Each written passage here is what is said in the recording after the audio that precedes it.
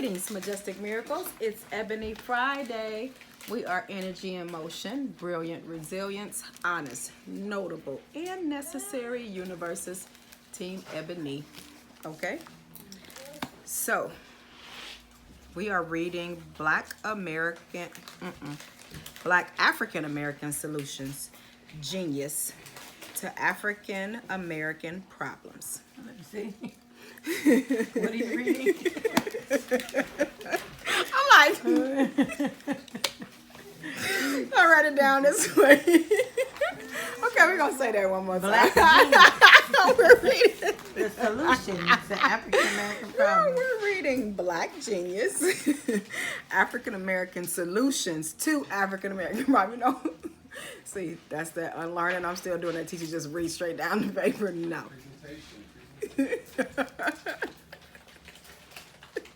So here we go. Introduction. Living within the myth of American political system.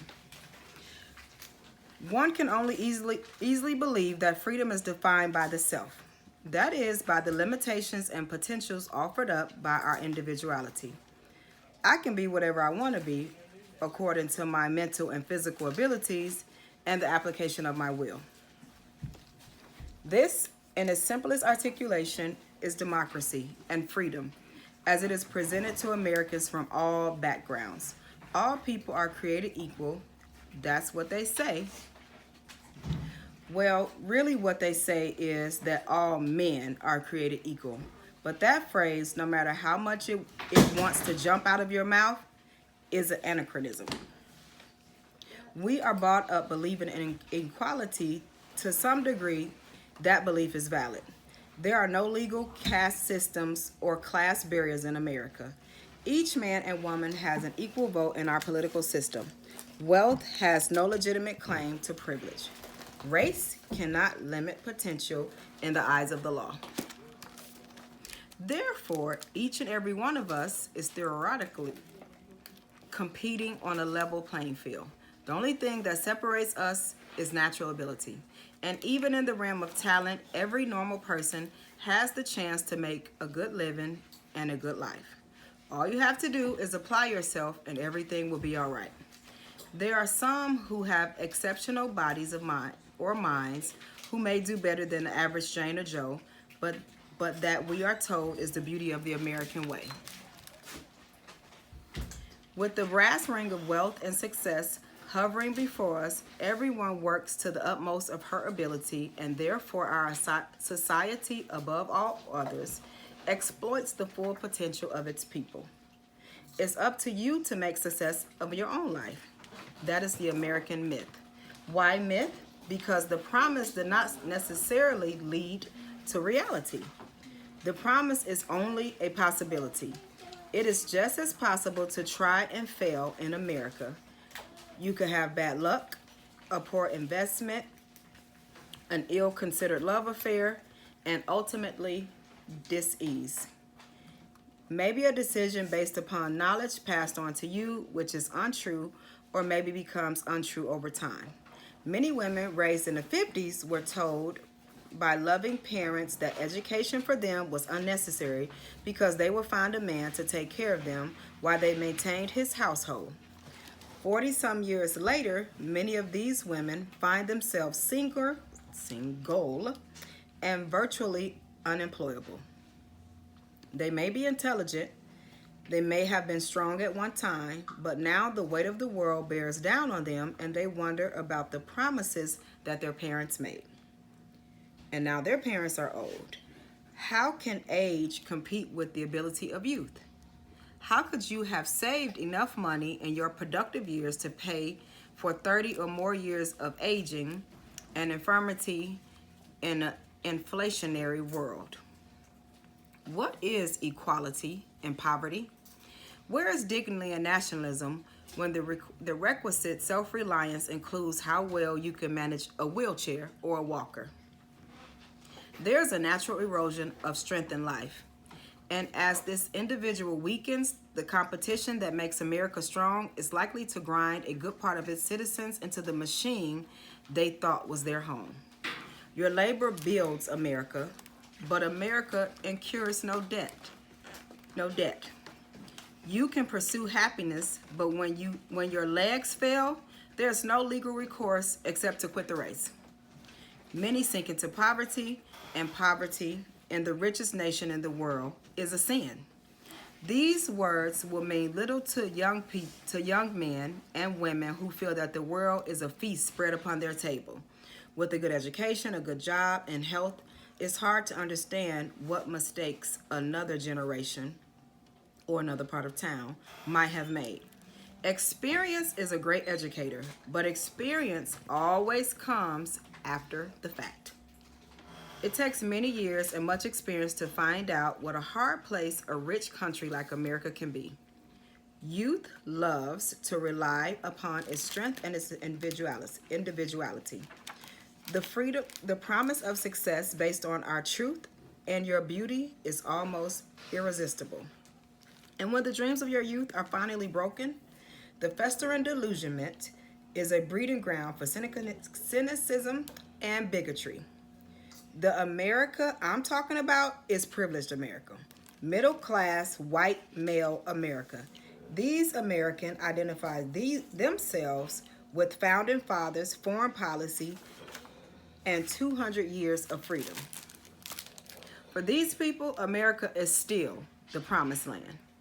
And even these favored citizens may have had a hard road to hoe when the machinery of capital goes into high gear.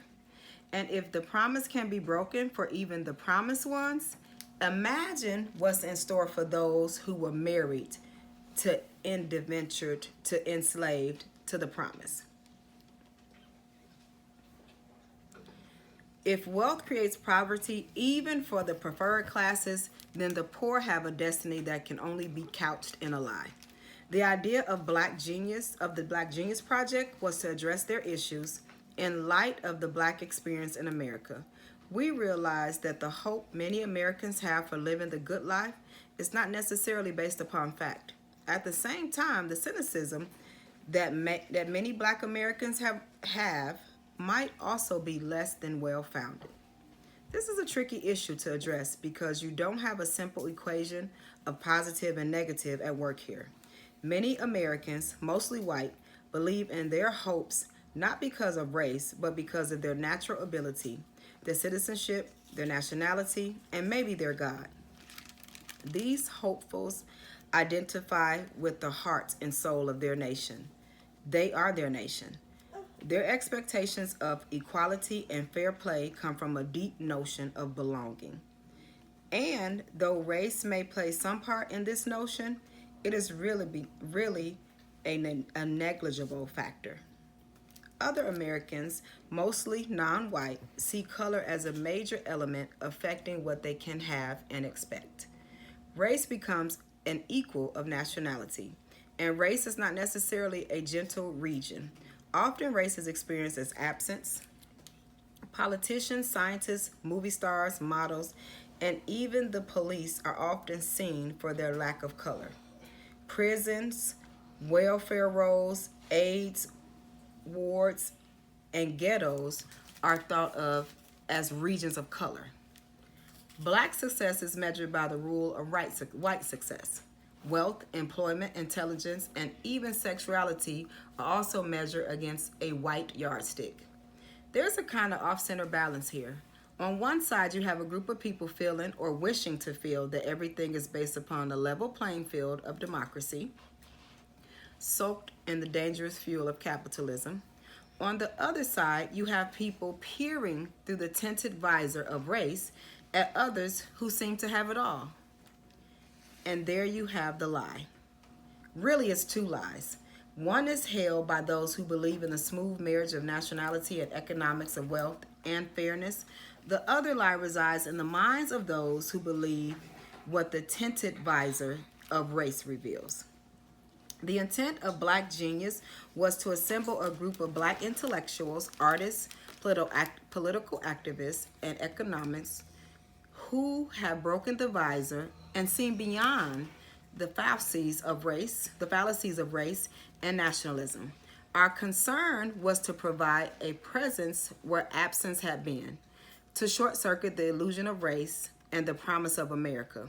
We wanted to present the stories of women and men who had made it in spite of the system, those who had transcended the limitations of blind faith while at the same time refusing to accept the cynicism of race. The thinkers you will encounter in these pages have exceeded those intentions.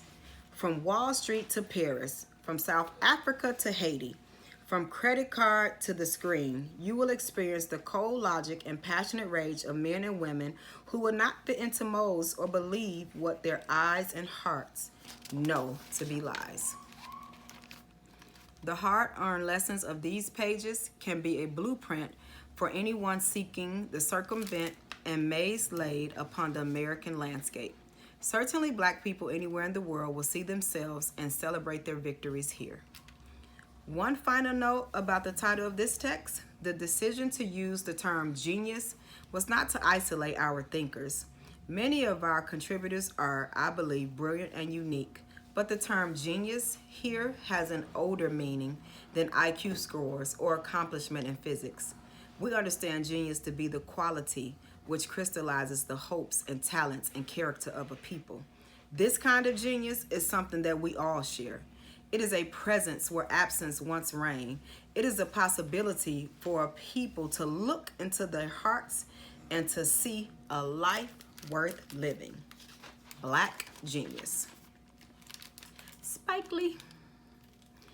A dozen years ago, the independent Black film movement was locked in the uphill battle that has been its lot since the beginning, making a few courageous films, arguably the most articulate films about African American people, that very few people got a chance to see.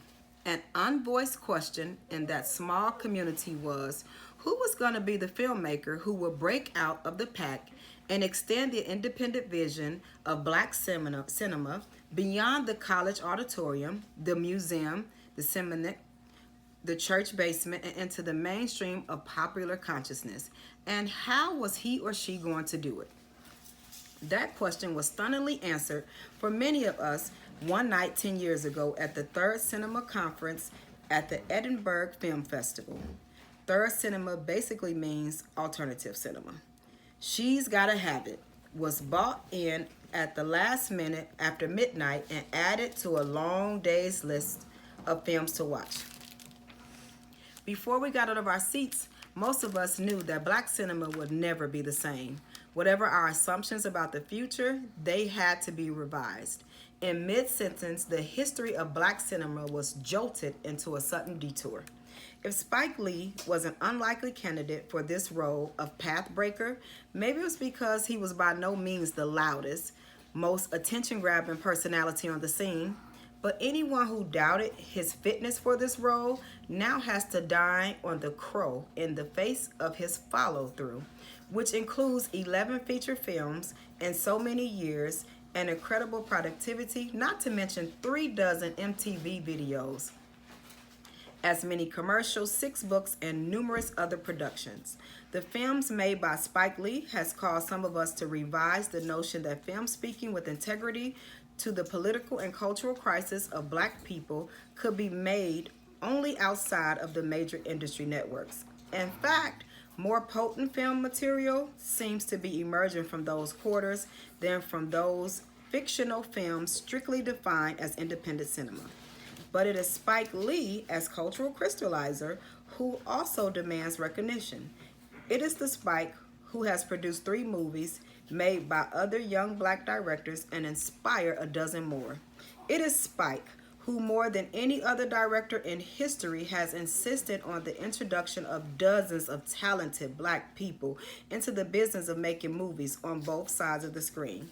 How many of the leading players in the new wave of Black American cinema got either their start or a vital boost from the work in a Spike Lee joint? We can recall pivotal roles for Wesley Snipes, Sam Jackson, Jasmine Guy, Trista Campbell, Ernest Dickerson, Delroy Lindo, and Lawrence Fishburne, among many others. Spike Lee has opened doors sometimes with such intelligence, wit, mellow arrogance, and fire that we little notice that no one has yet been able to follow him through some of them. He has, for instance, demonstrated a brilliant capacity to maneuver his vision to the screen by grasping resources both inside the massive communications industry and in the black community that must finally authenticate his films. Spike then has been a center of a process that beautifully illustrates black genius. By now, it should be clear that by black genius, we do not mean some egotistic solo trip. He did not do it alone. But we also have to give him credit for the genius creativity, even in the sense that Hollywood uses the term. He did something unique, something large and history making. He may make it look easy, but ask yourself, who else could have done it? He is the John Coltrane of America's cinema. Clyde Taylor. Dealing to doable films. Life as a very independent filmmaker. I went to New York University Graduate Film School. I was there between 1979 and 1982. That's where I met Ernest Dickerson. Ernest and I think were 2 of 4 African American students who entered the program that year. We had a good class. Angeli, the wedding banquet, was in our class. Jim, Night of the Town, was 2 years ahead of me. Jim was very instrumental to my being a filmmaker because I pick up a newspaper and see his name, and I would pick up a newspaper and see his name in there. I worked in the equipment room, and he was someone I checked equipment out to. To see his name in the paper and to know that he had a film in theaters was a great moment for me because I knew then that being a filmmaker was doable. Here was somebody who went to the same classes I went to, who went to the same school, whom I saw every day, and he had a film in movie theaters. I said, it can really be done. Unlike most filmmakers, I did not decide at a young age that I wanted to make films. I made a decision very late in college, in fact. I went to Morehouse College in Atlanta, Georgia. I didn't know what I wanted to do. I had taken all of the electives I could take and had to choose a major, so I chose mass communications. Morehouse does not have that major, but I went across the street to Clark College and was able to get into its program, Mass Comm. It was TV, print, journalism, radio, and film. I had my own radio show on WCLK 91.2. It was a jazz station, but they let me play disco for an hour once a week. This was back in between 1975 and 1979. Upon graduation, I still did not have the necessary tools to be a filmmaker, so I applied to the 3 best film schools in these United States of America: NYU, USC, and UCLA. To get into USC and UCLA, an applicant needed to get an astronomical score on the GRE, Graduate Record Examination. And I didn't get it. I still feel that a lot of those tests are culturally biased, but luckily I did not have to take the GRE for NYU. All I had to do was submit a creative portfolio. I submitted some of the writing I had done in college and some of my photography, and I got in. Thus, I was able to come back home to New York and go to film school. It was very important that I came home because film school costs a lot of money. I would not have been able to pay rent, pay tuition, and then pay for my films too. I was also able to rely on my friends for locations, resources, and stuff like that. Now, historically at NYU, you're on trial during your first year of film school. They get rid of half the class. However, before the year-end evaluations were made, I was awarded a teaching assistant, a TA-ship, which I needed because I didn't have the money. My grandmother had put me through Morehouse, and she was really paying for me to go to NYU as well. I didn't want to be a burden on her anymore. Luckily, I got a TA-ship in the equipment room a week before the faculty viewed our films. In film school, the students are not graded on their test, they are graded on their films. The film that I got graded on was called The Answer. It was about a black screenwriter who was hired to write and direct a $15 million remake of The Birth of a Nation. In my film, we used a lot of clips from D.W. Griffith's classic. For whatever reason, the faculty hated the film. They wanted to kick me out of school, but since they had made me a TA, they couldn't do it. That's how I survived and made the cut. The only way to become a filmmaker is by making films. It was at NYU that I really became a filmmaker. What was key for me was that I met Ernest Dickerson there. Ernest and I hooked up right away, both of us being products of predominantly black colleges. Ernest graduated from Howard University, where he was an architecture major. He worked for 3 years after graduation as a medical photographer at Howard's Medical School. Ernest shot all of my films at NYU. He was the best cinematographer in the school, but he didn't come to the school to be a director of photography. He came to be a director and kind of got sidetracked. He no longer shoots films. Ernest has since gone to direct Juice, Surviving the Game, Bulletproof, Tales from the Crypt, Demon Knight. Ernest and I really were determined that we were going to make it. We knew we had to be 10 times better than our fellow white film students. This is no revelation. Any successful black person knows that she or he has got to be 10 times better.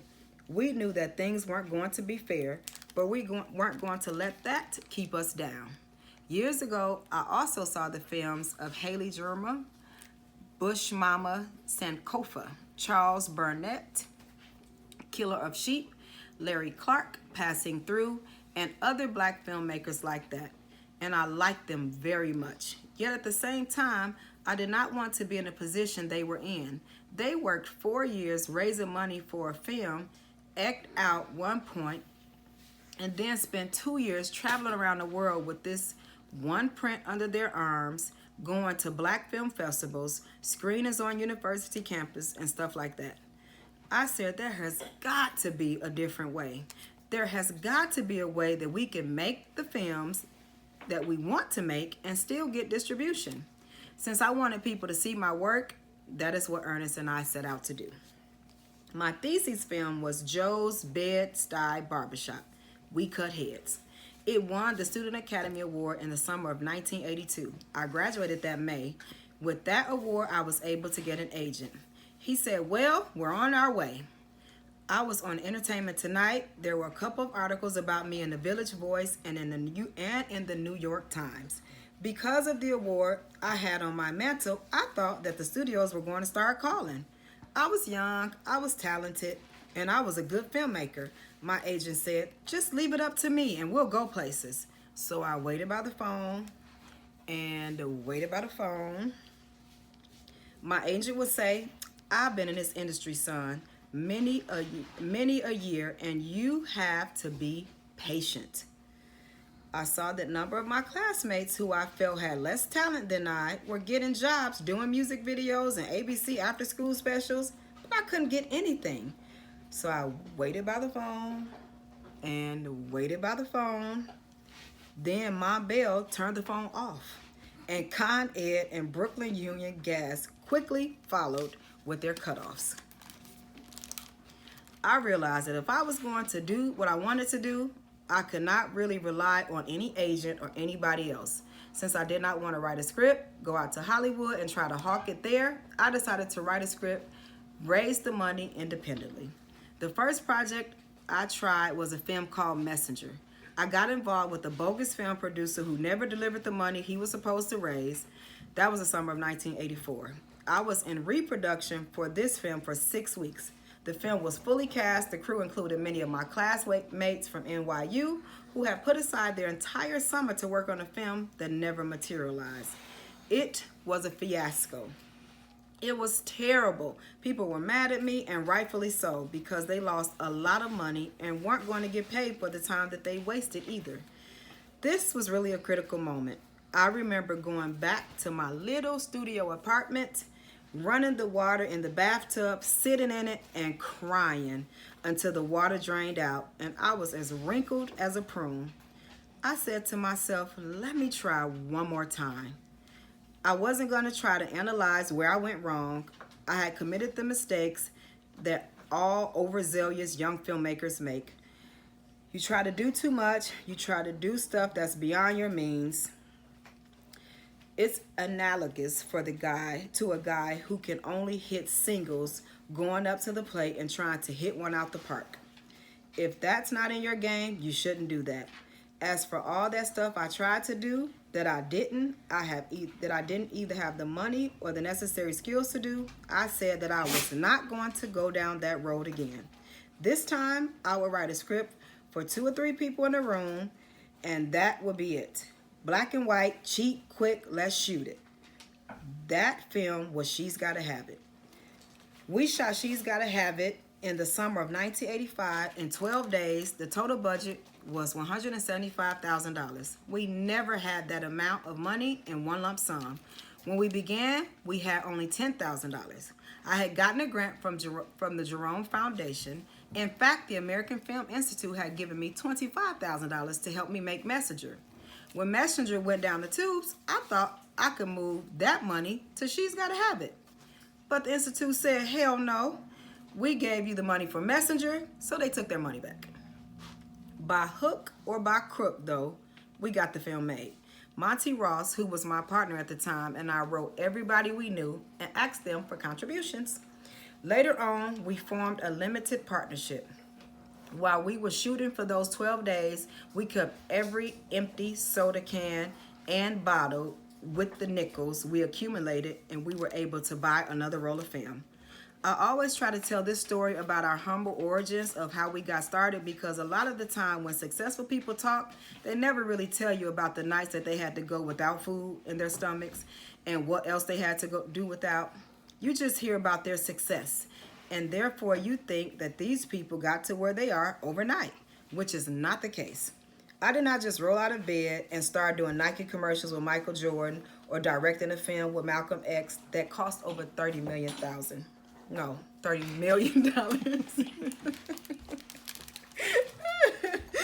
cost over $30 million. We started saving our empty soda cans and bottles, and the nickels added up the cost of another roll of film. I think that what we did is really representative of what African Americans as a people have been able to do in this country. We have always had to make do with what we've got. It would have been nice to have had a lot more money, but that wasn't the case. When audience come to see a film or a play, listen to a recording, they do not want to know that you don't have any money, or that you were going through a divorce while you were engaged in this artistic endeavor, or that your mother died, or that your children drowned in the ocean. They don't want to hear that. All that matters is what's on the screen, on the stage, or on the CD, or on the cassette. So we didn't want to use our budget as an excuse.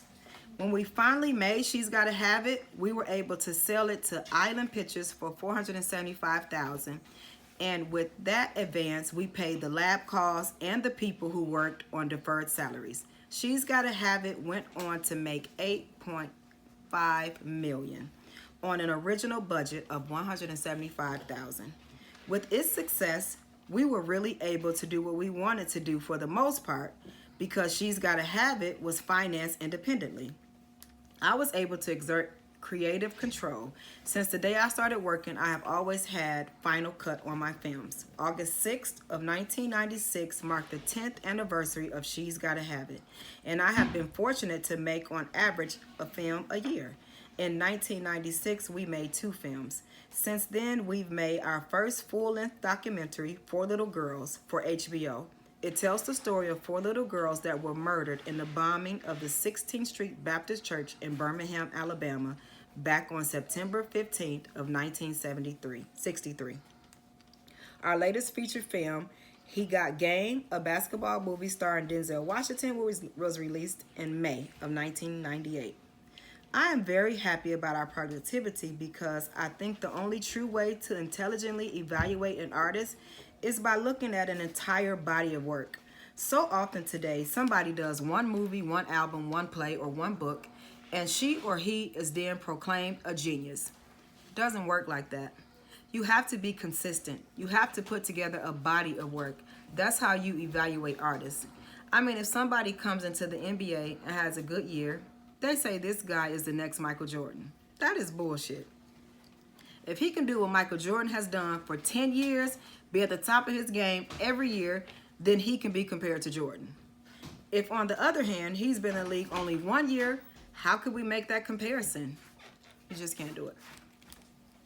We tried to vary the way we get money for our films. You have to be able to adapt. In a lot of ways, we came full circle with Get on the Bus. We financed this film a lot like the way we financed She's Gotta Have It 10 years before. Get on the Bus is about a diverse group of African American men who leave South Central Los Angeles and travel across these United States of America to Washington, D.C. for the Million Man March. The film was the idea of two producers, Bill Borden and Barry Rosenbush. They were sitting home one night and saw this segment on the local LA news about a group of men who had returned from the march. They had gone to D.C. as strangers, but came back as lifelong friends. Okay. Bill and Barry had the foresight to see a movie in that story. Now, I was unable to attend the march because of a patella tendon that had been removed from my left knee 3 days before. I had to watch it on CNN. And I must admit, I did not know there was a film there. I felt that the march was a good subject for a documentary, but I didn't see a feature movie. About a month and a half later, Bill and Barry called me up along with Reuben Cannon. Barry and Bill are white, and they knew it would have been problematic for them to make that film themselves without having some brothers up in there. So they called Reuben, and Reuben called me. They said they wanted to fly to New York to see if I would be interested in the project. I agreed to do the film. Bill Borden, who has a relationship at Columbia Pictures, said that Columbia had already said it would finance the film. The budget, however, was $2.4 million. I was not ecstatic that Columbia Pictures would finance a film at that low level.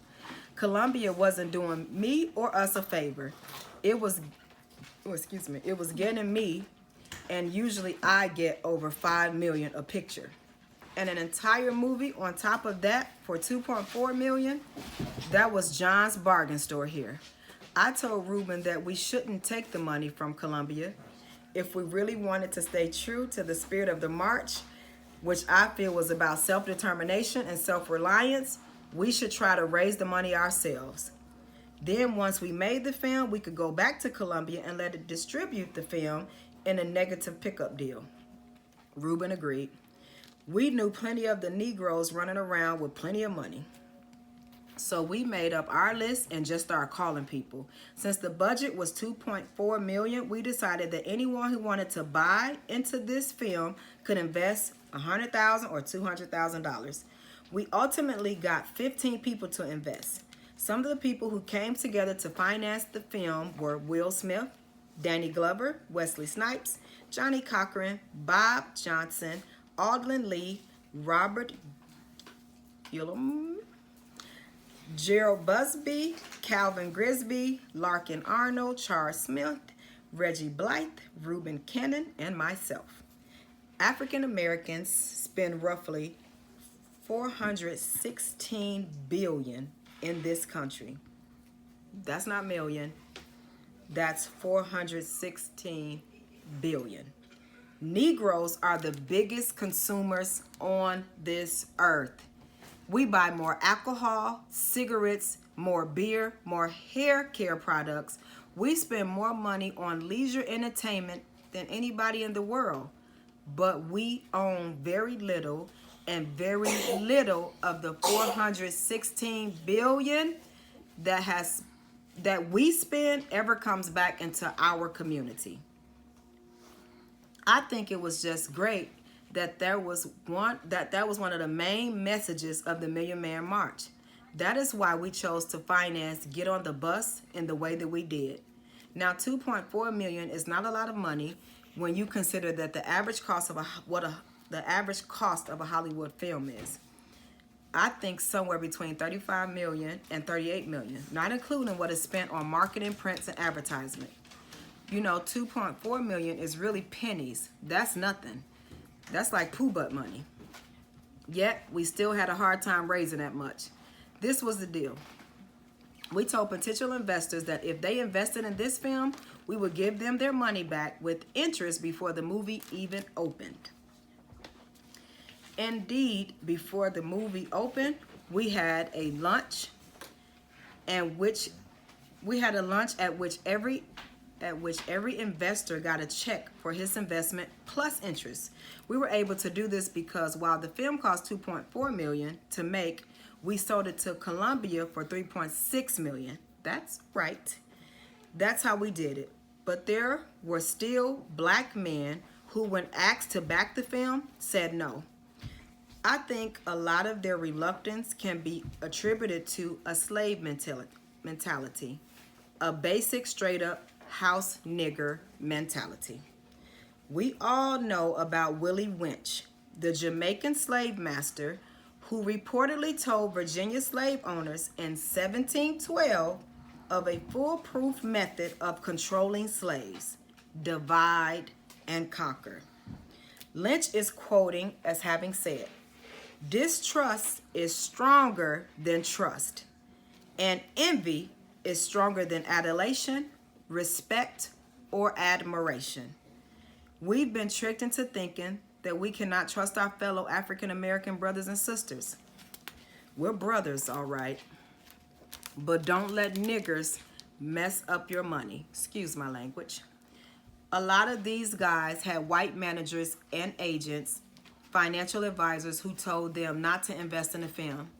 They tried to block African American men, strong brothers who are giants in the fields of business, sports, and entertainment from coming together. If Steven Spielberg and David Geffen and Jerry Katzenberg can put aside their differences to create a company that is bigger than the sum of them, then why can't we do that? We just have too many different camps out there with somebody over here, over here, over there, over there. There are far too many black people with a whole lot of money and a whole lot of clout who are not in the fold. We hope that the way we finance Get on a Bus will serve as a model, not just for financing films, but for financing anything. I'm glad to see how the entire Black Genius project was financed by using the advance for this book. This is the way that we have to do it. As we go toward the 21st century, it is all going to be about ownership. The people who do not own stuff are going to be the ones up the creek. That is why we have always right from the beginning tried to have a self-reliant attitude. We had the same problems with Malcolm X. We never really had the money that we needed to make that film, and Warner Brothers knew it. Once we ran out of money, Warner Brothers led the bond company to take over and fire all the editors while we were in post-production. Warner Brothers, which thought the film was too long, wanted it to be 2 hours, while we felt that there was no way that we could do justice to the life of Malcolm X at that length. Warner Brothers could have helped us, but chose to let the bond company come in and take over.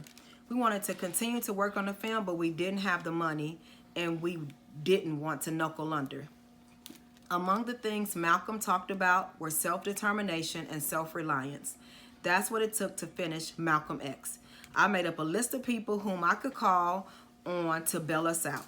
Those were the hardest calls I ever had to make. The people on the list could not be investors in the film, and according to the tax laws, could not treat their contributions as write-offs. It just really had to be an act, a gift of love. The first person I called was Mr. Bill Cosby. I tracked him down. I asked him how the family was, told him that he and Camille looked good in that jet photo of the week. He then said, "Spike, how much do you need?" Since Bill was the first on the long list, I decided to give him the low number. I told him the amount. He said, "Come to my accountant's office tomorrow morning." I took the subway in from Brooklyn and arrived there before the office opened. A check was waiting for me, and I ran back home and deposited it. Then I went to the next person on the list, Miss Oprah Winfrey in Chicago. I called her up and told her that I was very happy about the success of her show and that the high Nielsen ratings and that she and Stedman looked very good in the Jet photo of the week and that she had been looking very slim and trim recently too. Then I told her the predicament that we were in and she said, "How much do you need?" I gave her the high number. She asked for the address so she could send the check out via FedEx. And just like that, FedEx says it was there, guaranteed. Then I went to Prince and Janet Jackson. I called Magic Johnson and Tracy Chapman. Then came the big call to Michael Jordan. Now, there's one thing about Michael Jordan. He's very competitive. He is one of those dudes who doesn't like to lose on the basketball court or golf, poker, tiddlywinks, or ping pong. So I made a note to tell Michael how much Magic gave. Money wrote a check for the money. Because of the individuals who gave the money, we were able to keep working on Malcolm X. Warner Brothers had no idea where the funds were coming from. We decided to make an announcement on Malcolm's birthday at the New York Public Library, Schomburg Center in Harlem, and to talk about the prominent African Americans who came together to help finance the film so that we could get into theaters the way we wanted it to be. Not by coincidence, on the next day, we got a check from Warner Brothers, and we were back on the payroll. Those are some of the struggles that we had to overcome. We did a film for $175,000 that was shot in 12 days, and 10 years later, we did a film for $2.4 million that was shot in 18 days. You just have to adapt. You just got to try to make it work. There really is no better time than now to be a young filmmaker. There are so many opportunities, not just for African American filmmakers, but for filmmakers in general. The field is wide open. If you can write a good script, it is guaranteed that the film is going to get made. It might not be right away, but it will get made. We're happy that our first 10 years or so, we've been able to start to create a body of work, and we're looking forward to the next decade. Black Genius.